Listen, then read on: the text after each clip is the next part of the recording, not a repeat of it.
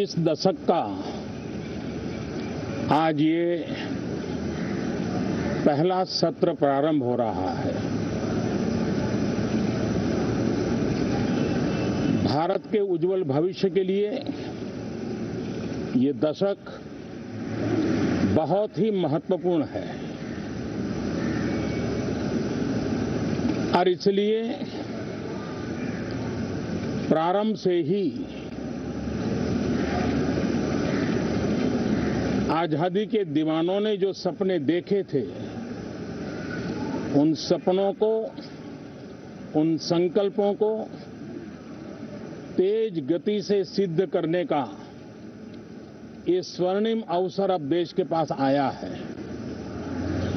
इस दशक का भरपूर उपयोग हो और इसलिए इस सत्र में इस पूरे दशक को ध्यान में रखते हुए चर्चाएं हो,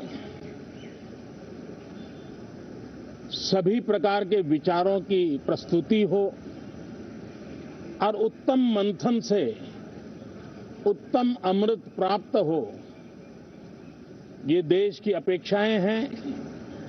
मुझे विश्वास है कि जिस आशा और अपेक्षा के साथ देश के कोटि कोटि जनों ने हम सबको संसद में भेजा है, हम संसद के इस पवित्र स्थान का भरपूर उपयोग करते हुए लोकतंत्र की सभी मर्यादाओं का पालन करते हुए जन आकांक्षाओं की पूर्ति के लिए अपने योगदान में पीछे नहीं रहेंगे, ये मुझे पूरा विश्वास है। सभी सांसद इस सत्र को और अधिक उत्तम बनाएंगे, ये मेरा पूरा विश्वास है। ये बजट का भी सत्र है। वैसे शायद भारत के इतिहास में पहली बार हुआ कि 2020 में एक नहीं, हमें वित्त मंत्री जी को अलग अलग पैकेज के रूप में एक प्रकार से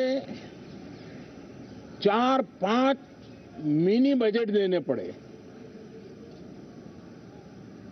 यानी 2020 एक प्रकार से लगातार मिनी बजट का सिलसिला चलता रहा और इसलिए ये बजट भी उन 4-5 बजट की श्रृंखला में ही देखा जाएगा, ये मुझे पूरा विश्वास है। मैं फिर एक बार आज आदरणीय राष्ट्रपति जी के मार्गदर्शन में दो सदन के सभी सांसद मिलकर के उनके संदेश को आगे बढ़ाने के लिए प्रतिबद्ध हैं, प्रयासरत हैं। बहुत बहुत धन्यवाद। सुन रहे थे प्रधानमंत्री नरेंद्र मोदी को, बहुत छोटे में उन्होंने अपनी बात रखी और अपनी बात रखने के बाद वो संसद के अंदर चले गए हैं। उन्होंने एक बात जो बहुत जोर देकर कही है वो ये कि ये पिछला जो साल था 2020, ये मिनी बजट्स का साल था। कई छोटे छोटे बजट देने पड़े मुख्य बजट के अलावा भी। वो संभवतः आत्मनिर्भर भारत पैकेज की भी बात कर रहे थे। प्रधानमंत्री इस बात का भी जिक्र कर रहे थे कि अब जो अगला बजट आएगा उसको भी इसी संदर्भ में देखा जाएगा।